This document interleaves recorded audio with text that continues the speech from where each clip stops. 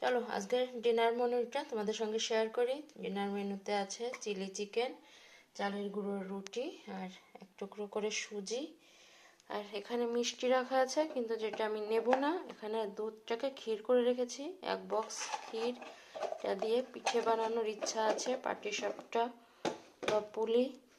আর এর মধ্যে আছে মিষ্টি বোঁদে।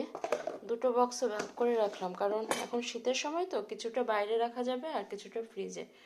পুরোটা বাইরে রাখবো না, বড় বক্সটা ফ্রিজে ঢুকাবো আর ছোটো বক্সের মিষ্টিটা বাইরে রাখবো। এটা দিয়ে একটু একটু করে খাওয়া যাবে। আর রুটি করার সাথে সাথে সমস্ত কাজবাজ কমপ্লিট করে নিয়েছি, যাতে ডিনার করে যে দুটো বাসন পড়বে সেই বাসন দুটো ধুয়ে শুয়ে পড়বো। ওই যে একটুখানি বাসন বেঁচে আছে, মানে চিলি চিকেনের বাটিটাকে নামালাম, আর বাদ বাকি এখানে সব ধোয়া মাজা ঘষা সব কমপ্লিট।